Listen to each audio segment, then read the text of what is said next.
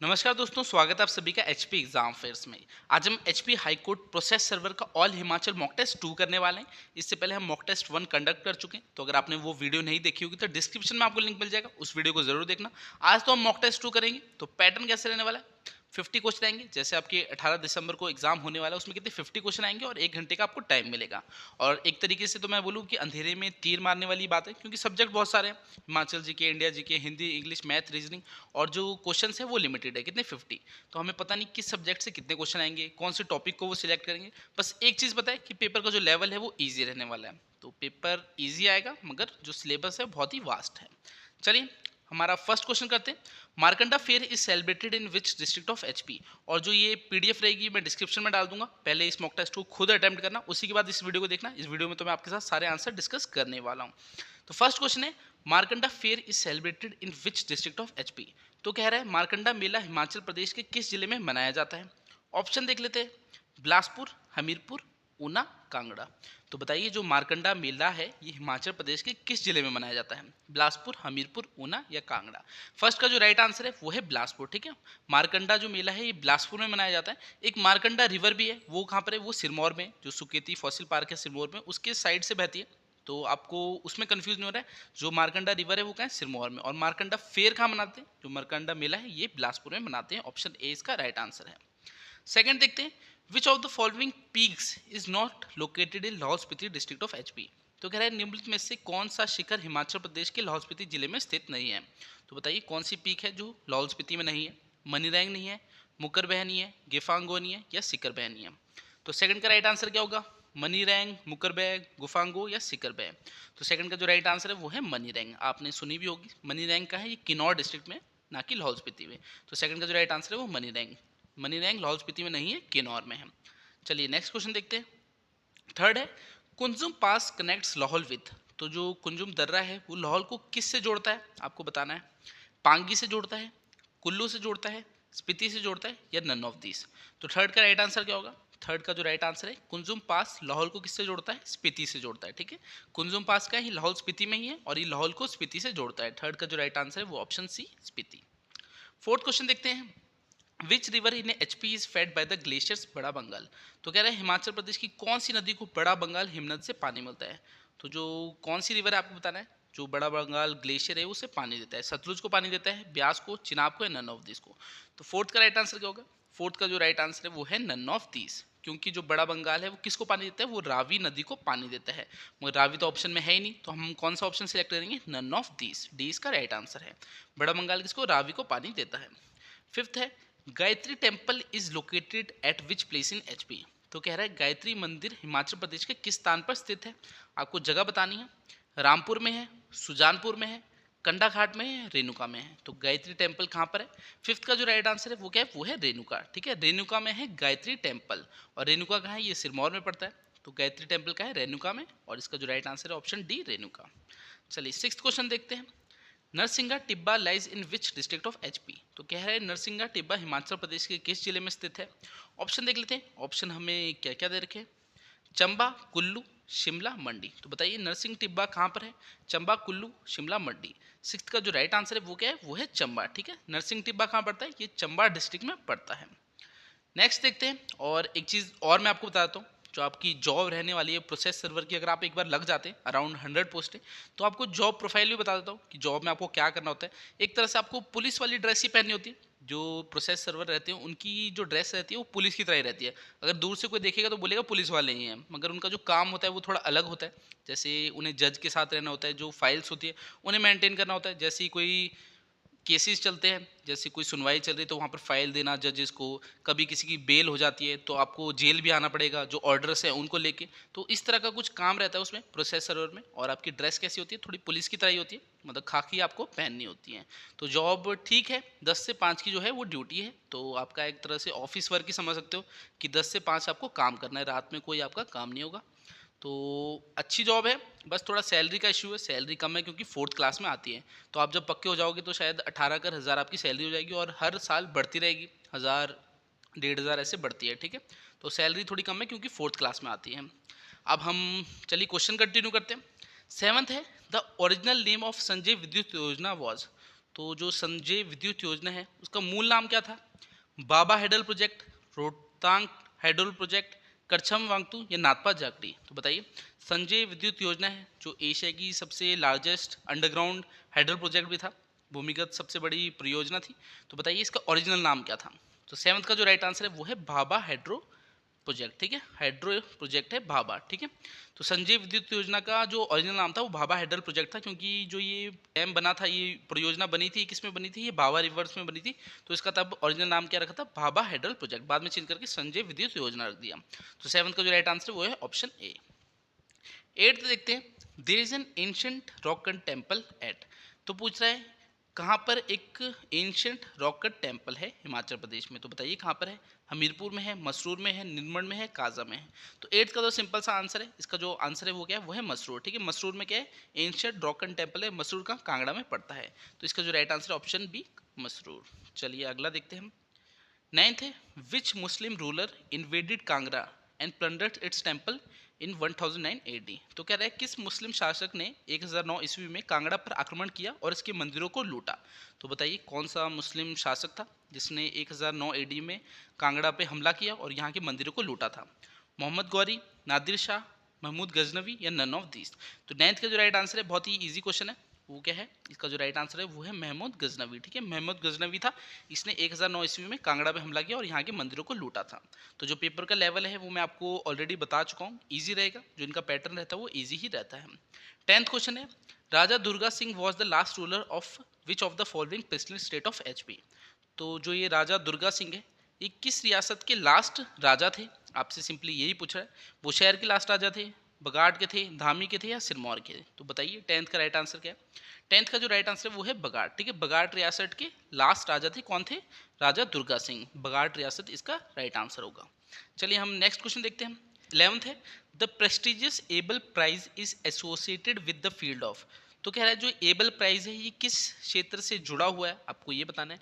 Literature, films, music या mathematics? तो जो एबल प्राइज है ये किससे एसोसिएटेड है? 11th का जो राइट आंसर है वो है मैथमेटिक्स, ठीक है। मैथमेटिक्स की फील्ड से रिलेटेड है।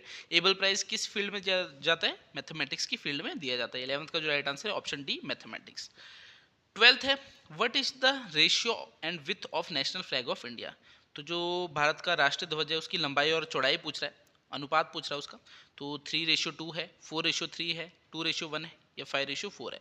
तो ये तो सभी इंडियंस को पता ही है, सिंपल सा क्वेश्चन है। 12th का जो राइट आंसर है वो क्या है? वो है 3:2, ठीक है। ऑप्शन ए इसका राइट आंसर है। जो हमारा नेशनल फ्लैग होता है उसकी जो चौड़ाई और लंबाई होती है वो किस रेशियो में होती है? 3:2 में, ठीक है, 3:2। तो 12th का जो राइट आंसर है वो है ऑप्शन ए। चलिए 13 देखते हैं।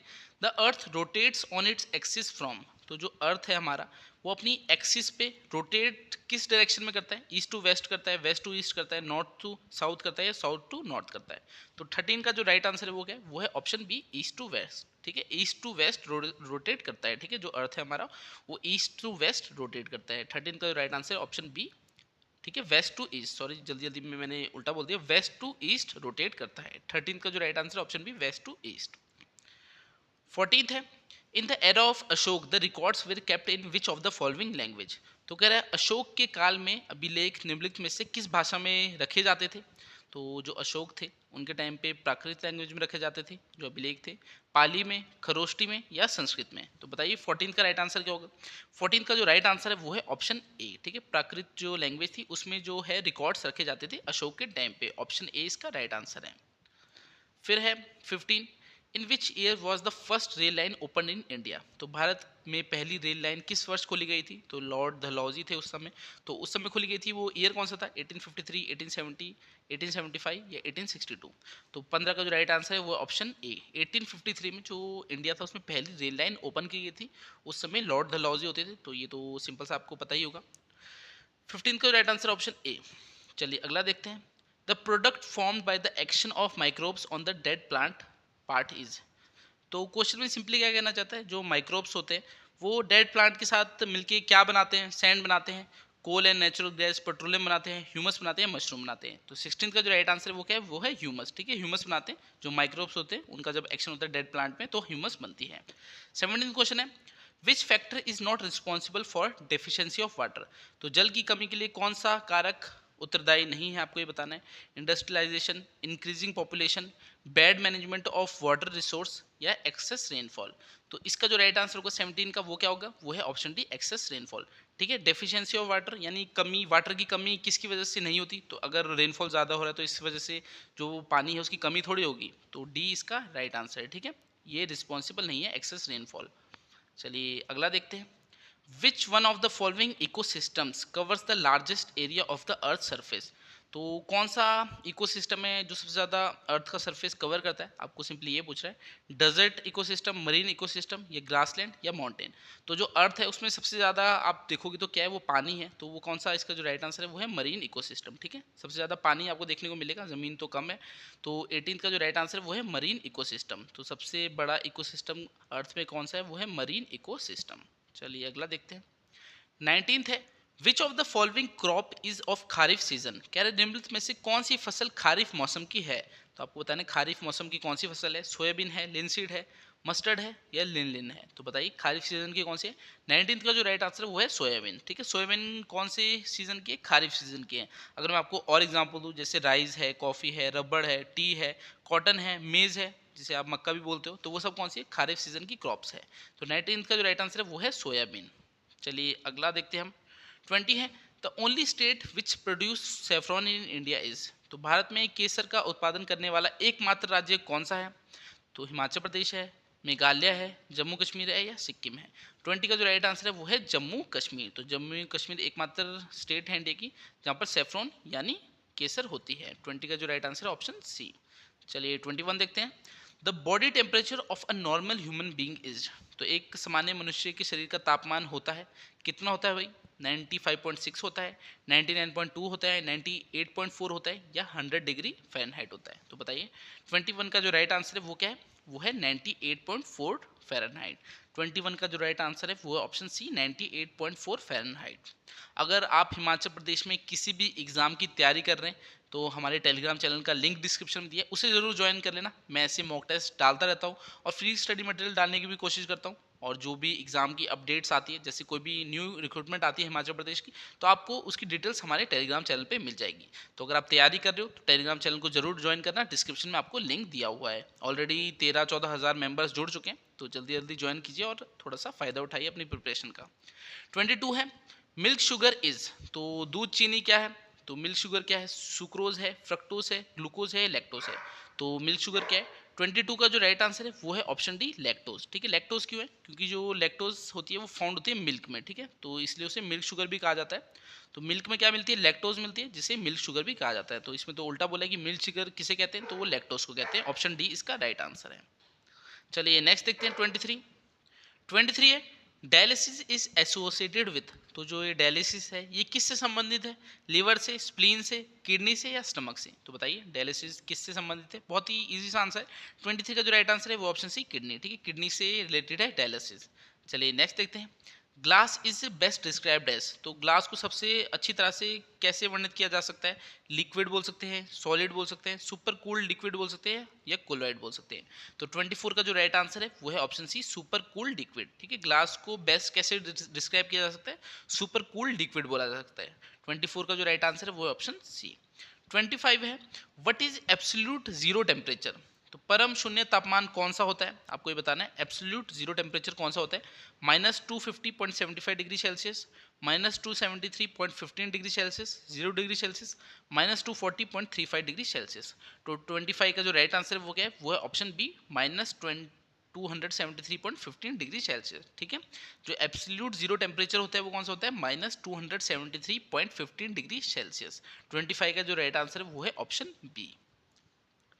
फिर है 26, who recently laid the foundation stone of bulk drug park in Himachal Pradesh. तो आपको पता है ऊना डिस्ट्रिक्ट में जो है बल्क ड्रग पार्क खोला गया है, यानी उसका फाउंडेशन रखा गया है। तो वो किसके द्वारा रखे गए, अभी रिसेंटली आए थे वो, तो अनुराग ठाकुर जी थे, धर्मेंद्र प्रधान थे, नरेंद्र मोदी थे, नन ऑफ दिस।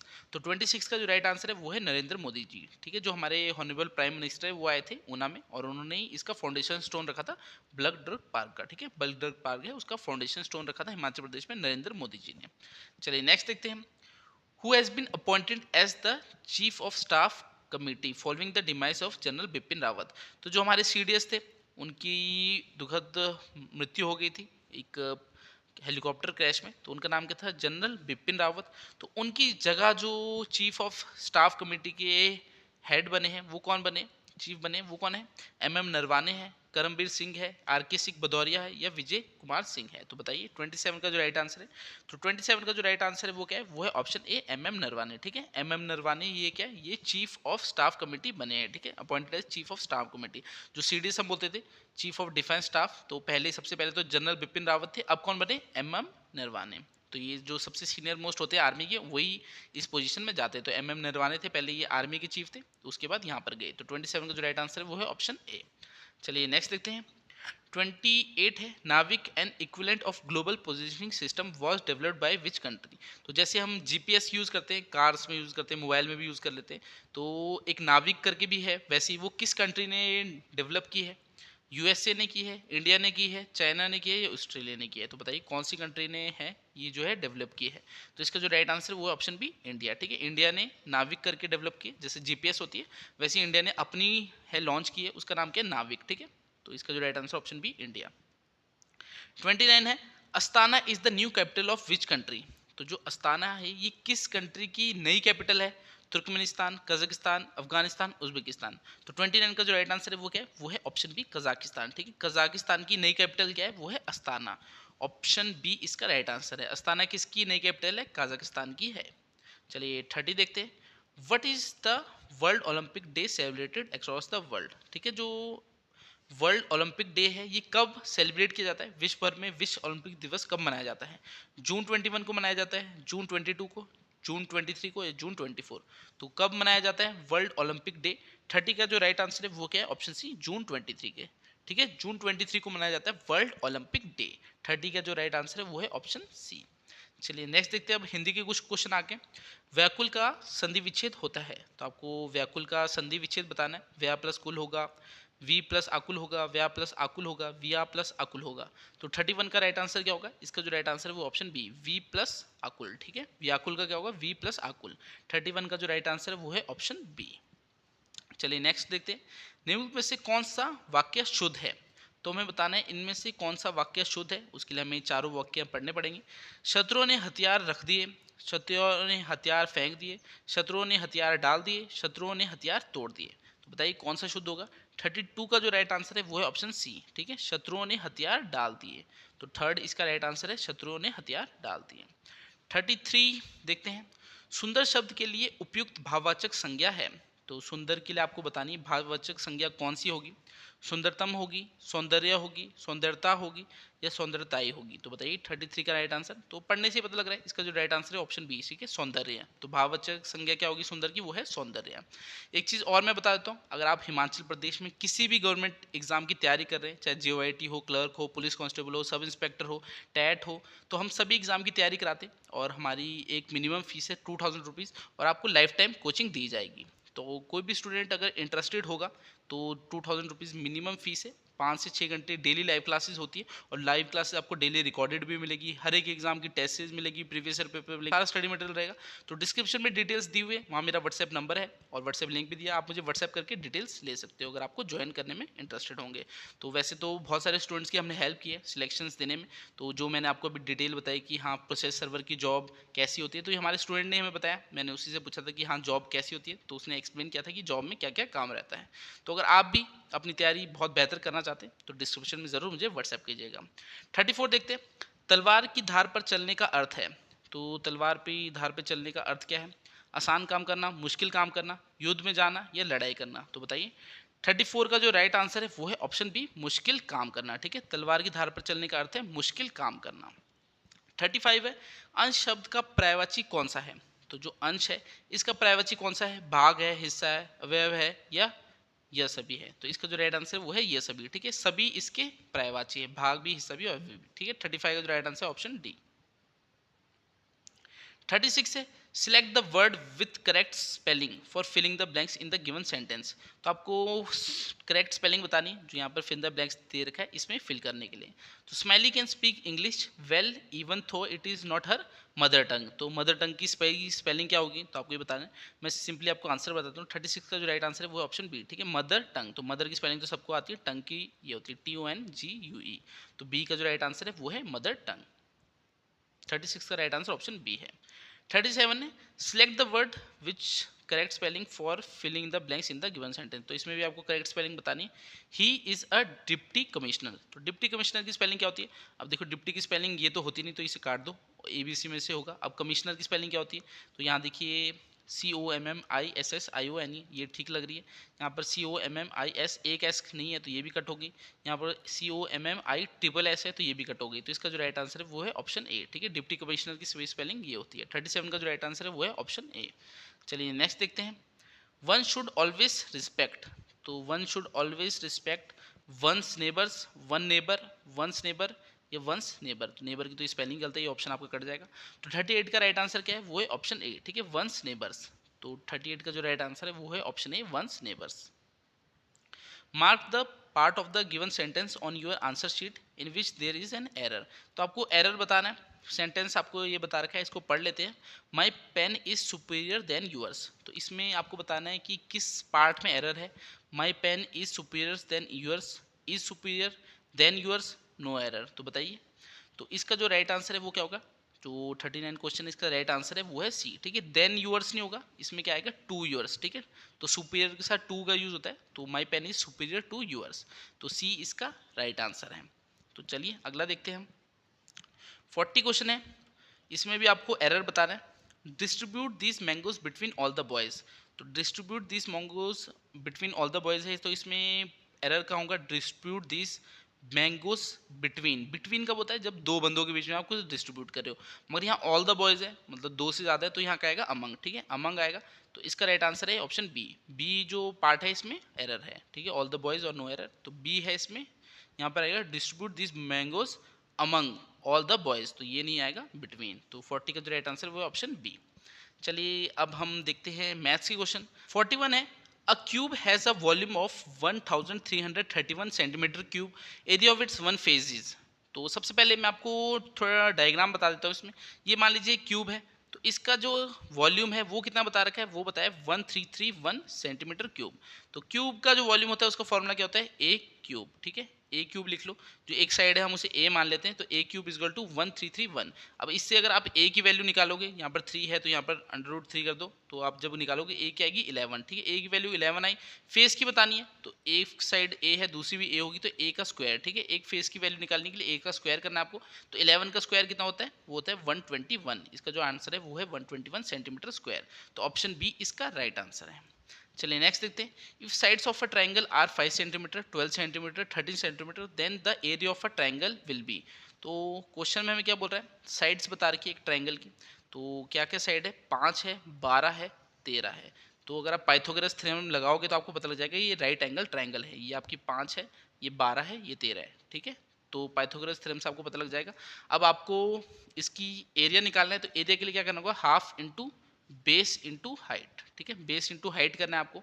तो हाफ ये रहा, इंटू बेस कितना है? 12 है, हाइट कितनी है? 5 है, तो इंटू 5 कर दो। तो 60 डिवाइडेड बाई 2 करोगे तो कितना आएगा? 30 आएगा। तो इसका जो राइट आंसर है वो ऑप्शन ए 30, ठीक है, 30 इसका राइट आंसर है।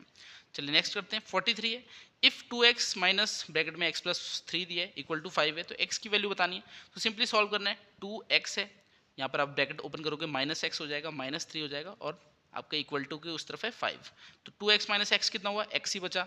और जो 5 है यहाँ पर आपको -3 उस साइड जाएगा, प्लस हो जाएगा, तो +3। तो x की वैल्यू कितनी होगी? 8। तो 8 इसका राइट आंसर ऑप्शन डी। चलिए नेक्स्ट देखते हैं। 3 angles of a quadrilateral are 55 degree, 70 degree, 85 degree. Find the fourth angle. तो एक क्वाड्रिलेटरल है, तो क्वाड्रिलेटरल की आपको 3 साइडें बता रखी है, 3 एंगल्स बता रखे हैं, आपको चौथा एंगल बताना है। तो जो क्वाड्रिलेटर होता है उसकी टोटल एंगल्स का जो सम होता है वो 360 डिग्री होता है, ठीक है, 360 डिग्री होता है। तो आपको क्या करना है? माइनस करना है इसमें से, इन तीनों को ऐड कर दो। 55 degree plus 70 degree plus 85 degree. तो बताइए कितना होता है 55 प्लस 70 प्लस 85। तो इसको आप जब ऐड करोगे तो 210 आएगा। तो 360 में से 210 किया तो 150 इसका आंसर आएगा। ठीक है, ऑप्शन डी इसका राइट आंसर है। तो क्वाड्रिलेटरल के टोटल जो एंगल का सम होता है वो 360 होता है, बाकी 3 हमें दिए हैं तो हमने क्या करना है माइनस करना, जो बचेगा वो हमारा आंसर है 150 डिग्री। चलिए 45 देखते हैं। Manish invest 3818 which is 20% of his monthly income in insurance policy. What is his monthly income? तो क्वेश्चन में सिंपली क्या कर रहा है, मनीष क्या करता है, वो इन्वेस्ट करता है 3818 रुपये और वो उसकी जो सैलरी है उसका 20% है। तो हमें पूछ रहा है कि उसकी टोटल सैलरी कितनी है। तो अगर आपको इसकी पूरी सैलरी निकालनी है तो आपने क्या करना है, अगर 20% है तो 100% करने के लिए क्या करना है, इंटू 5 करना है। तो इसको भी इंटू 5 कर दो तो इसकी पूरी सैलरी आ जाएगी। जब आप इसको मल्टीप्लाई करोगे तो वो क्या आएगा 19090। तो इसका जो राइट आंसर है 45 का वो है ऑप्शन ए। चलिए नेक्स्ट क्वेश्चन देखते हैं। 46 है, among A B C D and E A is taller than B but shorter than C. तो क्वेश्चन में जैसा जैसा बोला है वैसा वैसा करते जाते हैं। A is taller than B, तो ए को बी के ऊपर रखते हैं क्योंकि ए बड़ा है बी से, बट शॉर्टर देन सी, मगर सी से छोटा है तो कुछ ऐसा बनेगा आपका। B is taller than only E, तो जो बी है वो ई से टॉलर है। C is not the tallest, तो कह रहे हैं जो सी है टॉलेस्ट नहीं है। तो home will be in the middle, तो हमें बताना है मिडल में कौन सा होगा। अगर सी टॉलेस्ट नहीं है तो बचा कौन सा, ए बी सी डी बचा, तो डी होगा टॉलेस्ट। ठीक है, तो मिडल में कौन सा आएगा, ए आएगा। तो इसका जो राइट आंसर है वो ऑप्शन ए। 46 का राइट आंसर है ऑप्शन ए। चलिए नेक्स्ट देखते हैं। 47 है, which number will come next in the following series. तो आपको सीरीज कंप्लीट करनी है। 8 दिया है, 15 दिया है, फिर 28 है, फिर क्या है 53 है और हमसे अगला पूछ रहा है। तो आपने क्या करना है, अगला आपको जानना है 8 इंटू 2 करो माइनस 1 करो, फिर आपका 15 आएगा। 15 को क्या करना है 15 इंटू 2 माइनस 2 कितना आया 28। तो अगर आप 28 इंटू 2 करोगे माइनस 3 करोगे 53 आएगा। वैसे आपको अगला निकालने के लिए क्या करना है 53 इंटू 2 माइनस 4।